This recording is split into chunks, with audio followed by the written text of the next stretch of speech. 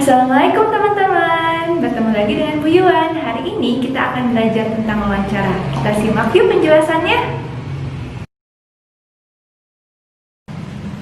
Wawancara adalah tanya jawab dengan seseorang yang diperlukan untuk dimintai keterangan atau pendapatnya mengenai suatu hal. Wawancara dilakukan untuk menggali informasi tentang suatu hal secara lebih dalam. Cara menggali informasi dalam wawancara adalah dengan bertanya. Saat melakukan wawancara, diperlukan adanya penanya atau pewawancara dan narasumber. Penanya atau pewawancara adalah orang yang mengajukan pertanyaan wawancara. Sedangkan narasumber adalah orang yang bertugas menjawab semua pertanyaan. Narasumber bertugas untuk memberikan informasi kepada pewawancara secara lengkap dan jelas. Wawancara dilakukan berdasarkan suatu tema. Tema adalah pokok pembicaraan yang akan dibahas saat wawancara berlangsung. Tema wawancara dapat dilakukan sesuai bidang, contohnya bisa temanya tentang kesehatan, kebersihan, pendidikan, dan lain sebagainya. Sekarang kita simak yuk wawancara antara Pak Denny dan Pak Iswanto. Wah, kebun di sekolah terlihat rindang dan subur.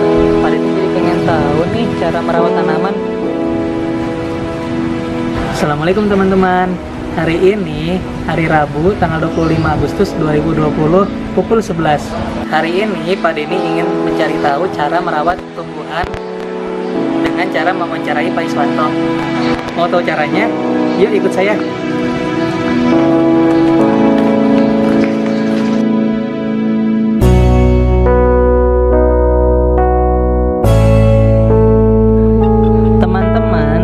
Wawancara Pak Denny kali ini adalah ingin mengetahui cara merawat tumbuhan.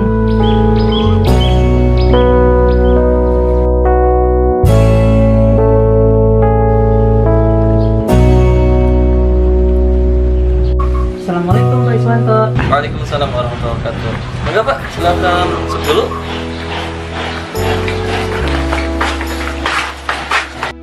Permisi Pak Is, ada waktunya sebentar? Ada Pak Denny, ada yang bisa saya bantu Pak Denny? Jadi begini Pak, saya mau nanya tentang cara merawat tanaman di sekolah ini Pak. Bagaimana Pak ya caranya? Jadi gini caranya Pak Denny, yaitu kita dengan cara menyiram dan memberi pupuk Pak Denny. Menyiramnya itu ada waktu-waktu tertentu Pak Denny, yaitu di waktu pagi hari dan sore hari Pak Denny. Sedangkan untuk memberi pupuk, setiap tanaman mempunyai kebutuhan pupuk berbeda-beda Pak Denny. Nah, jadi harus diberikan sesuai dengan kebutuhan tanaman tersebut.